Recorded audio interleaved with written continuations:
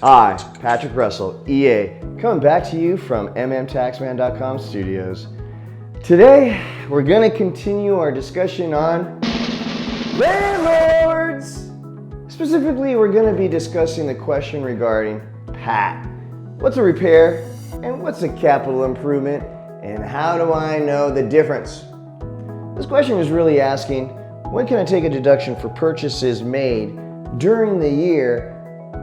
And I only made those purchases because I had to fix something on my rental property. Can I deduct it in full in the current year? Or do those costs have to be spread over a set number of years?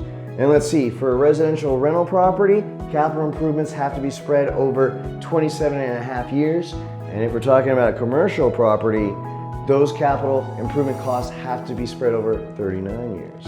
A big difference. What's your scale? Or this measure in your mind for your judgment? Well, it lies in the word expense. To expend, to use up. Let's talk about your utility bill, the energy. You claim 100% dollar for dollar on the energy on what you paid because you understand intuitively you used up all that energy.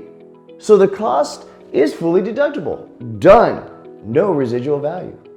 Another way of looking at it is a very small repair. For instance, replacing a light switch plate, right? Let's say 10 bucks. That repair doesn't change anything about the profile of that house. You wouldn't even mention it, probably even forgot about it if it weren't for your great and awesome record keeping. You can say the same thing about a busted bathroom mirror, a cracked tile. Once the repair is done, it's done. Chances are you won't even consider it again. Not true of a brand new kitchen, right? Or how about this one? Have you ever felt compelled to tell your agent, did you happen to mention to the buyers that we just replaced all the windows with the double pane glass? The value of the property changed, not only in your mind, but in the asking price of the house.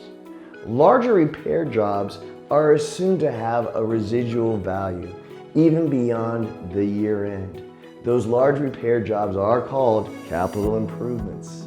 The tricky part is determining in the real world what's too much to call a repair so that you have the confidence that you aren't shortchanging yourself. You can ask 10 tax professionals that question, and yep, you're gonna get 10 different answers. They're mostly suggesting the same thing, just presented in different ways. And so I figured, why not one more? I'm pleased that we have returning to the show a friend. Someone by his own measures is well endowed in his real estate portfolio. Of course, I'm talking about Ernie Sarasota. He's an Orlando attorney specializing in landlord complaints, and he is returning back to the show to give us the landlords, or by his own words, the slumlords' perspective on these real estate hot topics. Through the wonders of video conferencing, I have Ernie, who looks like he may be on the road. Hi Ernie, I didn't know that we were gonna be doing this from the back of your car. Can you see me okay? Pat, of course I can see you. What did you think? That I was just gonna keep the camera in the corner of my hallway? I can figure things out too, Pat. I'm mobile, baby. Plus there was no way I could fit this video chat in if I didn't take this show on the road, capiche? All right, buddy, you know the drill. I only have a few minutes. Hit me up quick. What do you got, Pat? Ernie, always grateful for the time that you can share with us. I'll be quick. But first, you're really enjoying the good life, Ernie. I'm still recovering from my last trip to South Beach. You remember your theme party, the midlife crisis party? I'm not sure whether to thank you or to swear you off for life. The parts of the night I do remember make me think this may not be the best time or place for this interview, pal. How about we do this a little later, buddy? Come on, Pat. No way, I've got a night full of Republican National Committee mixers. And so that requires preparation. Susan, keep it under 50. Remember the last time we had a long night? I haven't gotten any better saying my alphabet backwards. Know what I mean? Susan's my driver, Pat, and helps with reminding me when someone walks my way who they are. Plus, Pat, you don't know these Republican mixers. They can get kind of wild. It's not for the weak of heart. By the way, Pat, I caught one of your videos, Pat. The EIDL. You're gonna have to change it, buddy. The waiving of the first year interest, I told you that was a proposal being kicked around by Mnuchin and Treasury. I told you that in confidence. That's not official yet. You look at the EIDL, the payment terms and the contracts, they don't say that yet, Pat. You're looking like you've got a crystal ball, Pat, and you ran away with it, Pat. At this stage, it's just guesstimating. You gotta change it, Pat. Damn it. I know. I got my hands on an actual contract, plus I have a few of my clients who actually received the EIDL were ever so happy to point out the discrepancy they found in my video. And to this I say, fine. I'll slap a disclaimer on my EIDL video, but I am standing by my, let's call it a prediction. I'm standing by my crystal ball prediction. Follow my thinking here. First, things haven't gotten any better for anybody. The circumstances the EIDL was designed to help have gotten worse, not better. The SBA, they're the ones that are paying out these loans. They fall under the direct purview of the federal treasury. And you already know that the Fed is playing this whole game with freshly printed monopoly money. That 3.75% interest, it's just being charged as a matter of prudence, as a matter of following an arm's length transaction, because that's how it's usually supposed to work. Usually. But these aren't normal times. And we're not talking about screwing over commercial banks, taking money out of their pocket from stated terms from a contract. That would invite lawsuits and be a waste of a lot of time. Not here. The SBA falls under the Treasury, which means it falls under Mnuchin, which means it falls under POTUS. And that, my friends, means anything's possible. If Trump says jump, Mnuchin says how high. If Trump says give an interest break to the companies that can prove they use the EIDL funds for their intended purpose, working capital, why not? But as of today, my EIDL video is a mere speculation. But I'm gonna stand by it. I figure that I have from now until the end of the 12-month grace period. So let's say May 2021, a lot can happen between now and then. But that's why I put up those legal disclosures, people. Sure, I can fill out a 1040 with my eyes closed, but I'm no attorney. And as it stands now, interest is due and accrued beginning on the first day your EIDL funds hit your bank account. Switching topics, Ernie, I need your help. Clients who manage their own rental properties are always asking me, Pat, what's the difference between a repair and a capital improvement? Ernie, what's your take on that? Pat! That's easy, Pat. Here's a rule of thumb that never fails. If you gotta go to the hardware store more than once, it's a capital improvement. If you're talking to a general contractor and words like permits, inspections, and subcontractors are part of the conversation, that's a capital improvement. If you had to take out a mortgage on your property in order to pay for the job, that's a capital improvement. Pat, just you and me talking. Tenants never take care of your shit. My handyman is constantly running back and forth from the hardware store for a little shit here and there that they break, or maybe their kids break. And here I am getting a buzz from my phone telling me that the outside sprinkler won't pop up anymore, or that the AC won't turn on like it's supposed to. Damn, Pat, same shit every day. You hearing me? You want advice? Here's advice. I pay for all my repairs on one credit card, which makes my accounting super easy. Over the years, I've heard many rules of thumb. What's so hard? Why is it so tough to explain?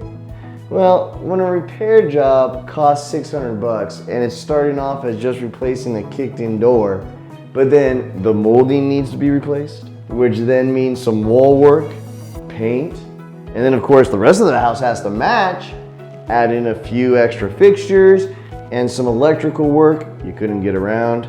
Now your $600 door repair turned into a $4,000 project. What's the treatment? Well, in that scenario, we're supposed to ask ourselves, did the new door, with the new molding, with the fresh paint job, and the extra fixtures, with some extra Cat 6 blue wiring installed neatly inside your walls, did that just change the selling price of the house in your mind? Because the answer is the one that should be driving your judgment call. Ernie, you mentioned handyman. Thank you for bringing that up. I forgot that you rarely get your own hands dirty. I figured with as many properties as you have insinuated that you must have a contact list full of plumbers, electricians, and carpenters on speed dial. Tell us, how are you handling those payments you're making to your general handyman and the rest of the contractors that you make payments and paid throughout the year? Pat, I gotta make this quick. It's about to get real, capiche? Pat, it's real easy. My handyman once a month turns in his invoice that includes a tally of all of his receipts from those trips back and forth from the hardware store. And of course, whatever his part in the labor. I add it all up at the end of the year.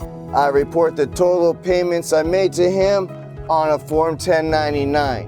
What he does with it on his taxes, that's on him. Do you know what I mean? Pat, where I'm going, it's best you don't follow. You know what I mean? Susan, slow it down, please. I want to make sure this roll hits before we reach Rubio's place. Oof, Pat, it's going to be another long night. I'll see you on the other side.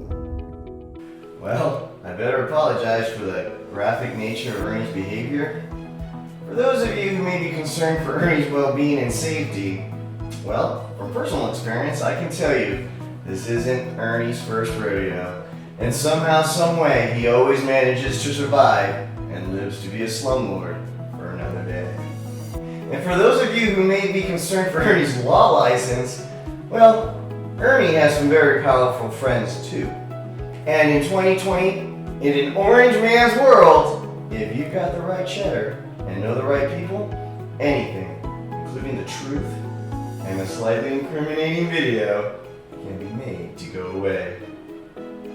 Now, it's time to segue to click that exit button, movie of the day.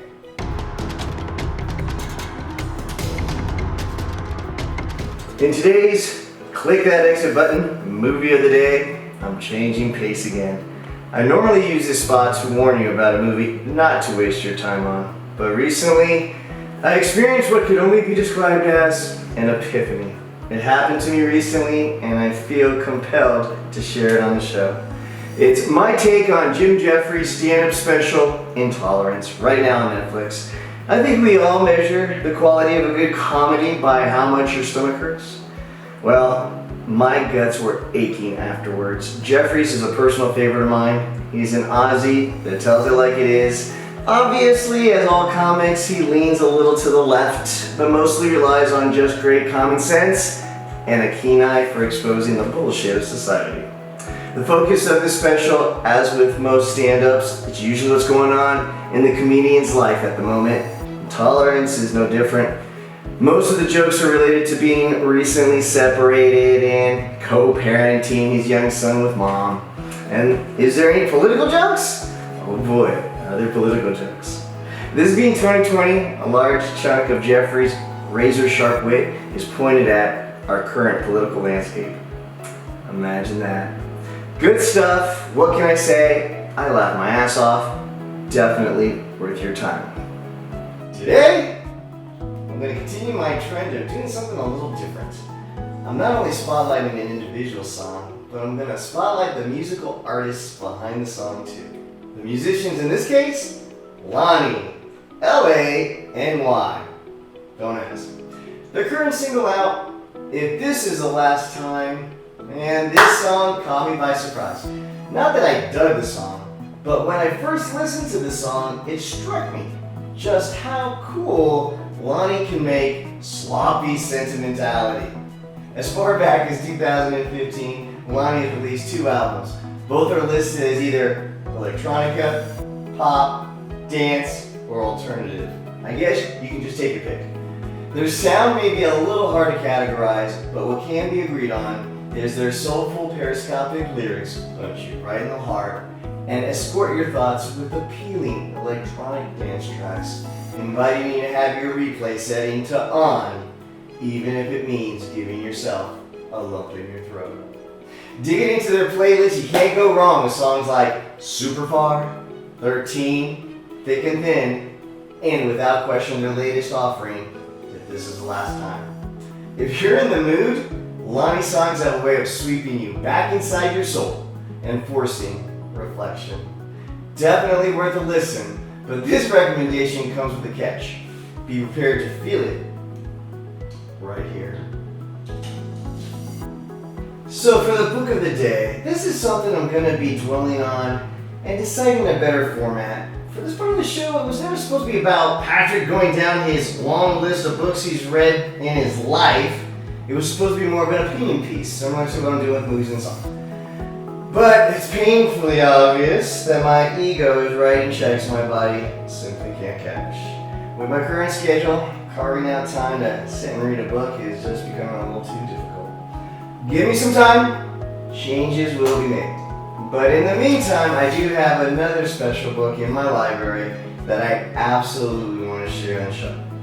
Have a New Kid by Friday, written by Kevin Lehman. Once again, there was a season in my life where I collected a lot of parenting books, and I read most of them too. Trying to prepare myself for that big challenge in life when my first daughter, Mira, was being born. Well, there's a lot of parenting advice out there in the world for sure. But if I had to point out one book, the one book that really made a difference, it's this one. Fortunately, just because I read the book, can't say that I was a devout follower, not like I should have been. But there's no question. If I did follow, when I did follow, and when I was diligent in practicing the principles of the book, the results were inarguable. The prose is fast, neat, and humorous, and the advice and the steps each day to Friday are simple and clear. For young parents out there wanting a book that you feel is going to make a difference, this is your book, and it is definitely worth your time. Thank you, Dr. Lehman. Your book did what it could with what it had to work with.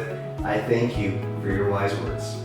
The team is currently hard at work on our next episode. On the next Pointing Out the Obvious, we will be spotlighting that extra diligent taxpayer. Those taxpayers that, regardless of their circumstances, feel it absolutely necessary to explore every credit and every deduction, making sure every stone is turned. Items like the adoption credit when there's no child on the tax return, or credit for the elderly and disabled when the taxpayer is a college student reporting their first job. As always, I thank you for your time. I look forward to seeing you soon. Take care.